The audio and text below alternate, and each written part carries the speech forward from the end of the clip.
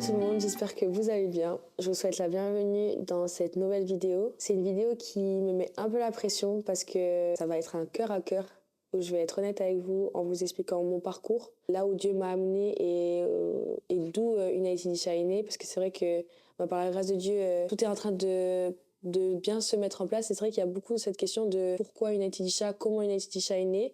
Et aujourd'hui, je vais répondre à cette simple question. Et la réalité, c'est qu'en fait, pour répondre à cette question, je suis obligée de vous expliquer un peu qui je suis. Donc c'est ça qui me met un peu de pression. C'est que du coup, en fait, je vais vous raconter ma vie, en fait, tout simplement. Comme je l'ai dit, je m'appelle Ketia. J'ai actuellement 21 ans. Je suis étudiante en soins infirmiers. United Elisha est née il y a maintenant 1 an. Vraiment, la vision d'United Elisha est née en mai 2023, après une période assez compliquée que j'avais vécue pendant 1 an, où Dieu m'a vraiment parlé. Mais pour ça, je vais vous expliquer le processus dans lequel comment j'ai grandi, ma relation avec Dieu et qu'est-ce qui a amené que un jour je me suis posée devant Dieu et que j'ai demandé comment je vais pouvoir le servir en fait. Et Dieu a répondu à travers une déjà. Ce qu'il faut savoir, c'est que moi je suis fille de pasteur. Mon papa il a toujours servi Dieu bien avant que je naisse et c'est vrai que ma maman est servante de l'Éternel aussi, à travers la louange, l'adoration. J'ai grandi dans une famille où la foi est super importante, où nos parents nous ont vraiment donné les bases de la foi. Et franchement, c'est une vidéo aussi qui me tient à cœur parce que c'est ma manière aussi de les honorer et de les remercier. Parce que aujourd'hui, avec le recul, ça a été une richesse de pouvoir grandir dans les fondements de la parole de Dieu, dans les fondements de ses commandements et de comment vivre une vie selon lui. Et ça m'a beaucoup appris. Et c'est vrai que j'en discutais avec mes parents justement dernièrement, où vraiment j'ai compris que en fait, en honorant nos parents, on peut les honorer en servant Dieu en fait. Et c'est ma manière de les honorer aujourd'hui, c'est en fait j'ai envie de servir Dieu et les remercier en fait pour toutes les bases qu'ils m'ont données, la foi qu'ils m'ont transmis, l'amour pour Dieu, l'amour pour les âmes, l'amour pour les chrétiens persécutés. Et ça, franchement, je rends gloire à Dieu parce que ça a été des instruments entre les mains de Dieu pour me former et faire de moi celle que je suis aujourd'hui. Bien que j'ai encore beaucoup à apprendre et que j'ai à grandir. Je suis issue d'une grande famille, on est 7 enfants. Quand j'étais petite, comme je vous ai dit, j'ai toujours grandi dans ma foi avec Dieu et j'ai vécu mon expérience quand j'étais plus jeune, à l'âge de mes 4 ans, où j'ai vu Jésus-Christ dans ma chambre. Ça a été vraiment l'étape où ma relation avec Dieu est née en fait parce que ça a été une expérience incroyable. Et je rends gloire à Dieu pour ça parce que à partir de là, j'ai pu grandir dans ma foi et dans cette confiance et l'assurance que Dieu était là et que Dieu m'aimait et qu'il serait là toujours. Et je l'ai vraiment vu à beaucoup d'étapes dans ma vie, enfin tout au long de ma vie en fait tout simplement, que Dieu était présent et que son amour il est réel. Et c'est hallucinant comment Dieu il est présent et comment Dieu il est fidèle. Et donc voilà, mes parents c'est vrai qu'ils ont divorcé quand j'étais jeune. Ça a été une étape assez difficile pour moi, mais c'est une étape où j'ai vraiment vu Dieu agir en fait. Et en fait, je sais pas comment vous expliquer, je vais essayer d'être le plus clair possible, mais dans toutes les étapes difficiles de ma vie, Dieu a été présent. Et Dieu s'est manifesté. Et Dieu a montré son amour, sa fidélité. Et m'a soutenu, et m'a relevé, et m'a protégé. Et en fait, c'est ça que j'aimerais vous témoigner aujourd'hui, c'est de vous dire que peu importe ce qu'on vit, peu importe la difficulté dans laquelle on peut être, on peut faire face, en fait, Dieu, il est présent. Dieu, il est présent, Dieu, il est vivant, Dieu, il est à l'écoute. Et le Saint-Esprit, il vient vraiment nous consoler. Il vient vraiment nous apprendre, nous fortifier et faire de nous ce qu'on est. Et aujourd'hui, je vous promets, j'ai 21 ans, mais je rends gloire à Dieu pour toutes les épreuves que j'ai vécues dans ma vie. Parce que si je ne les avais pas vécues aujourd'hui, je ne pourrais pas me tenir devant vous parce que United Elisha est née des entrailles de ma souffrance. C'est à travers toutes les épreuves que j'ai vécues qu'un jour, j'ai pu me poser devant Dieu et lui dire « Écoute Seigneur, comment je peux te servir ?» Donc la première étape, ça a été le divorce de mes parents. Et après, très tôt, pendant très longtemps, j'avais pas confiance en moi. Pendant des années, j'avais très peu d'estime pour moi-même, un manque de confiance énorme. Et ce qui enclenche et ce qui suit après par des mauvaises pensées. Pendant des années, j'avais des très mauvaises pensées. J'arrivais pas en fait je voulais plus vivre. J'avais vraiment de la peine à m'accepter. J'avais toujours ce sentiment d'être trop et en même temps pas assez. Donc c'était très frustrant. Dans cette étape-là, dans ce processus qui a été compliqué et qui a duré pendant des années, j'ai vu un Dieu tellement riche en amour. Je vous promets, dans les pires moments de ma vie, dans les moments où j'ai crié à Dieu, en fait, il y avait que Dieu. Et bien souvent, on pense que... Alors, je dis pas, il y a les gens... Dieu envoie des personnes qui vont venir nous soutenir, nous accompagner, mais la seule personne qui nous guérit, c'est Christ. Et j'ai vu Dieu me relever, me montrer son amour. Et c'est vrai que c'est une expérience que j'avais vécue qui m'avait vraiment touchée. Il y avait un soir où c'était vraiment compliqué. J'avais vraiment des très mauvaises pensées et tout. Et en fait, j'ai senti Dieu me serrer contre lui. Et je me suis sentie enveloppée par un amour qui m'a énormément touchée. Et pour être honnête avec vous, Dieu m'a sauvé la vie plein de fois. Franchement, Dieu m'a sauvé la vie un nombre incalculable de fois. Et franchement, je rends tellement gloire. Et c'est pour ça qu'aujourd'hui, c'est hyper compliqué pour moi de témoigner parce que déjà, j'ai pas envie de pleurer. Et en plus de ça, c'est tellement personnel, mais je prie que ça puisse toucher des vies, que les personnes qui soient dans des situations de désespoir, de dépression, de mauvaises pensées puissent se rappeler que en fait, on ne peut pas avoir notre valeur à notre propre yeux. Et puis, on a un Dieu qui dit de nous qu'on est des créatures merveilleuses et qu'il a un amour inconditionnel pour nous, qu'il est toujours là, qu'il est présent, qu'il est constant. Et il l'a démontré à travers le sacrifice de Jésus-Christ à la croix. Et en fait, ça en vaut la peine. Ça en vaut la peine de s'abandonner entre ses mains. Et aujourd'hui, je vous fais pas du blabla pour faire du blabla, mais je vous explique vraiment ce que j'ai vécu, le concret de ce que j'ai vécu, ce qui est tangible. Et Dieu est vraiment présent au milieu de la souffrance. Et ça, c'est quelque chose que j'ai vraiment expérimenté tout au long de ma vie. Et que, franchement, je souhaite à tout le monde d'expérimenter ça parce que c'est grandiose, franchement. Ça a été une expérience qui m'a énormément touchée. Et ouais, Dieu m'a beaucoup sauvée. Et une des épreuves qui est pour moi la plus difficile à raconter, c'est les abus que j'ai vécus quand j'étais petite. J'ai été abusée par une personne, un membre de ma famille. Et ça a été très délicat parce que pendant des années, j'ai essayé de oublier. Après, je pense qu'il y a la part aussi du traumatisme qui fait que on oublie réellement. Et ça, c'est vraiment un fait. Mais je pense aussi que Dieu m'a vraiment préservée aussi. Mais c'est vrai que ça n'a pas aidé en fait dans ma confiance en moi. Parce que bien souvent, dans ce même cas de figure, on se sent sale. On a l'impression qu'on est fautif. Et on a honte de quelque chose dont on n'est pas la cause. On est victime de ça. Mais ce que je peux dire, en tout cas, et c'est vrai que moi, c'était difficile de témoigner de ça, en fait, parce qu'en soi, tout le reste de mon témoignage, c'est quelque chose que j'en parle facilement, mais ça, j'en parlais pas facilement parce que, en fait, c'est tellement humiliant. Mais d'un côté, je trouve hyper important d'en parler parce que, je suis, comme ma mère, elle dit souvent, et c'est ce qui me fait parfois du bien, c'est que je suis pas un cas isolé. Et aujourd'hui, c'est pour dire aux mêmes personnes qui ont vécu ces choses-là que Dieu, il nous voit avec de la valeur. Et c'est vrai que bien souvent, c'est un fait, hein, on n'est pas parfait et Jésus-Christ, il a dû mourir. Il est venu mourir pour nous, pour que justement on puisse avoir une relation avec Dieu parce il y avait rien qui pouvait nous amener à avoir une relation avec Dieu de par le péché. Mais Dieu, il a un amour réel pour nous, un amour qui est sans condition et il nous voit avec de la valeur. Et aujourd'hui, c'est d'encourager toutes ces personnes qui ont vécu les mêmes choses que moi, de leur dire, mais en fait, Dieu, il est là même dans ces moments-là. Et c'est vrai que moi, c'est ma maman qui me dit souvent, elle me dit tout le temps, mais tu sais, Kétia, tu comprends pas forcément tout ce que tu as vécu, mais je te promets, un jour, tu comprendras. Et je vous promets, pendant un an, je vous expliquerai, je rentrerai pas dans les détails, mais et pendant un an, j'étais dans une période très, très compliquée, où franchement, ça a été vraiment difficile, où je me suis vue mourir tous les jours. Franchement, c'était très, très compliqué. Et, euh, et ma mère, elle me disait tout le temps, tu sais, Kétia, tu comprends pas. Et je l'appelais, j'étais en pleurs et je lui disais, mais maman, je comprends pas. Je comprends pas pourquoi j'ai autant mal. Et pourtant, c'est pas faute d'avoir déjà vécu des choses difficiles, hein. Mais là, j'ai vraiment mal, maman. J'ai vraiment mal. Et là, je vois pas le sens, je vois pas le but de l'épreuve, en fait. Parce que je crois vraiment que dans l'épreuve, il y a vraiment un but. Dieu, il vient nous travailler, il vient nous purifier comme l'or est éprouvé par le feu. Mais là, vraiment, je disais à ma mère, mais je comprends pas. Je comprends pas pourquoi je dois passer par là. Je comprends pas pourquoi c'est autant difficile.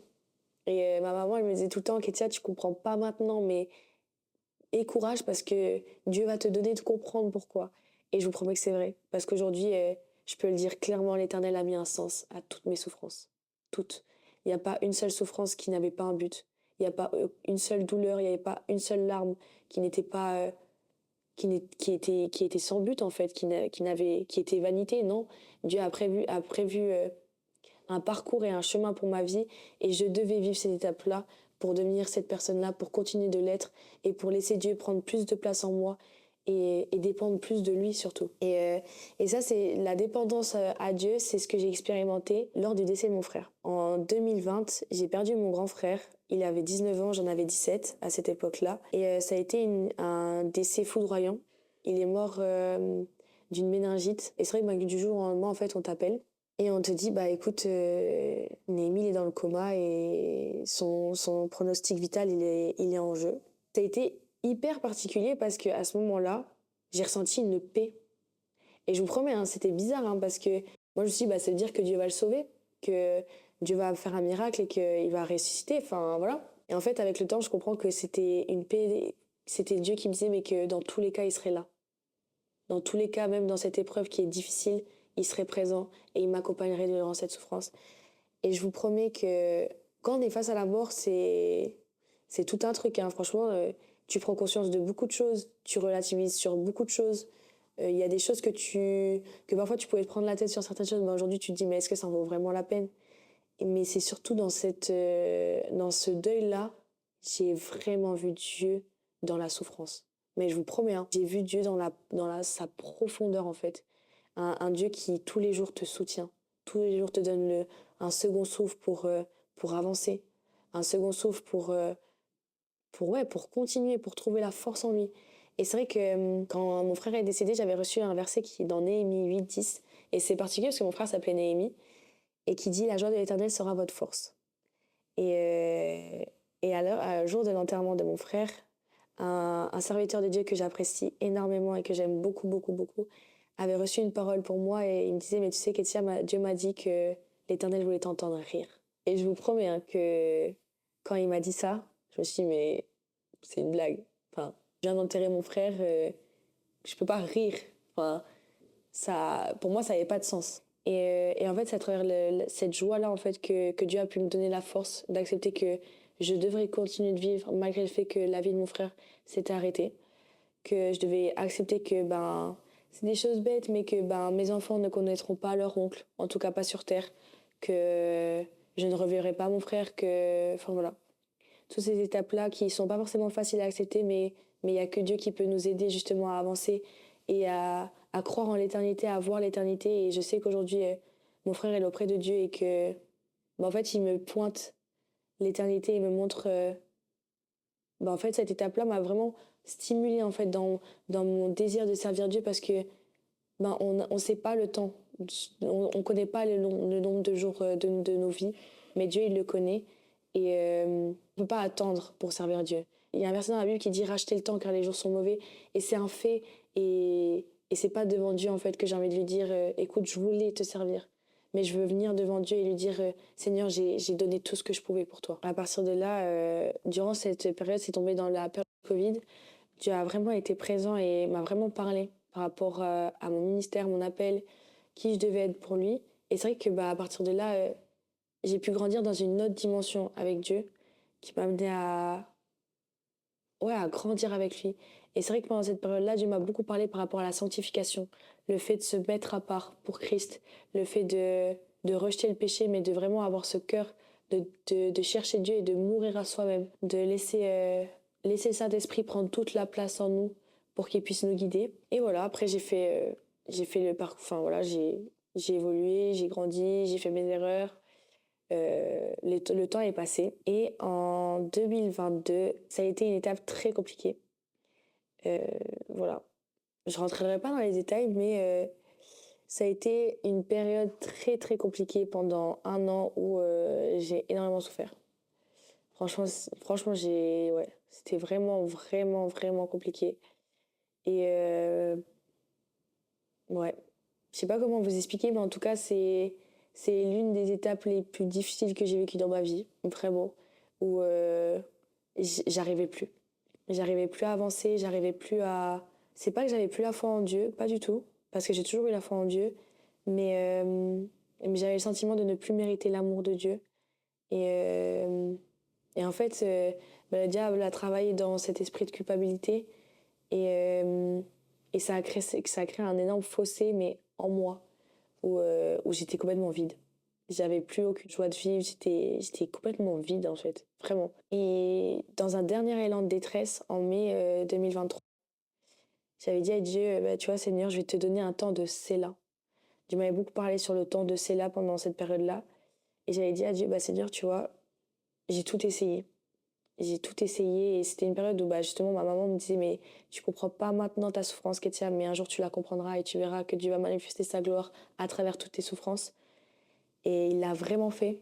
Et en mai 2023, je suis allée à une retraite dans l'église de ma maman et une femme m'a donné une parole. Elle m'a donné une parole super simple et elle m'a dit Ketia, c'est ok. Et je vous promets que juste le fait de me dire, mais en fait, Dieu il n'a pas cessé de t'aimer quand toi tu as cessé de t'aimer. Le fait de se dire que Dieu il a vu plus en toi quand toi tu ne voyais plus rien en toi, bah en fait, ça m'a libérée.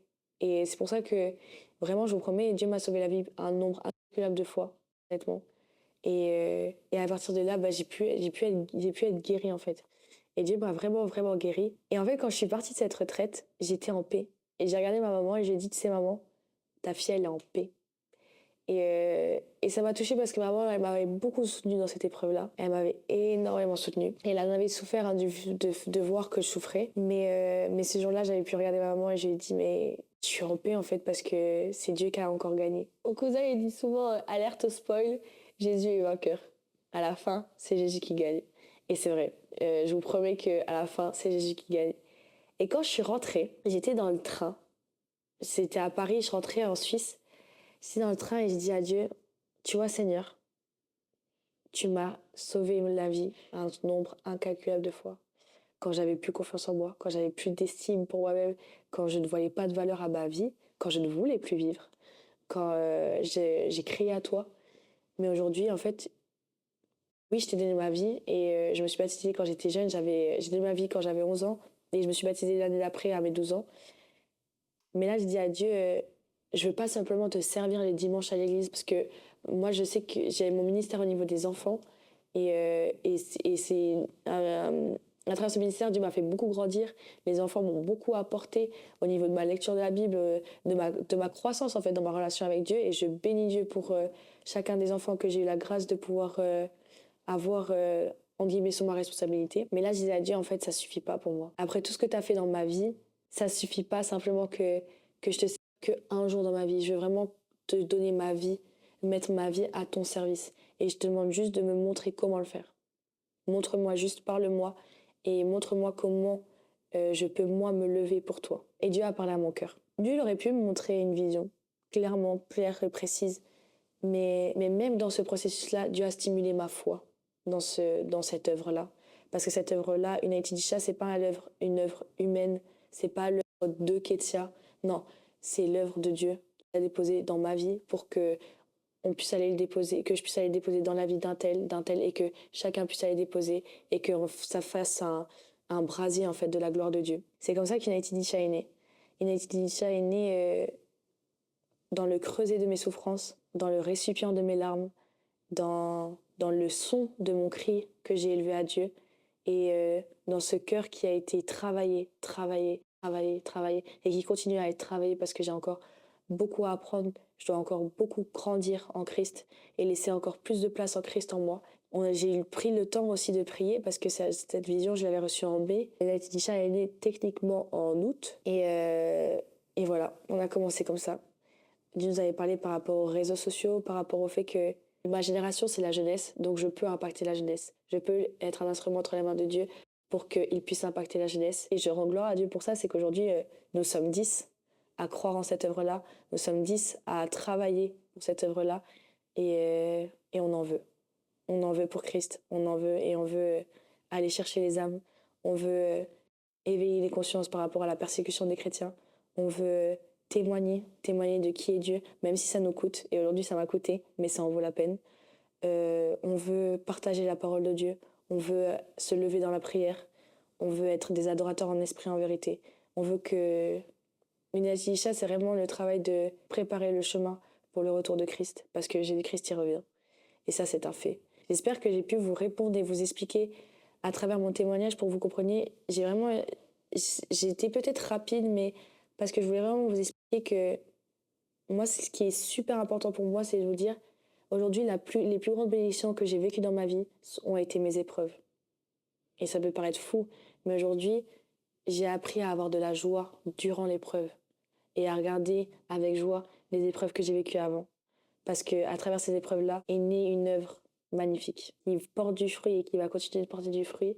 Et j'ai confiance en ce que l'Éternel fait. Ça a été très compliqué pour moi de témoigner comme ça, donc j'espère que ça a été clair. N'hésitez pas à simplement écrire, hein, s'il y a des choses qui ne sont pas claires, en commentaire ou même sur Instagram.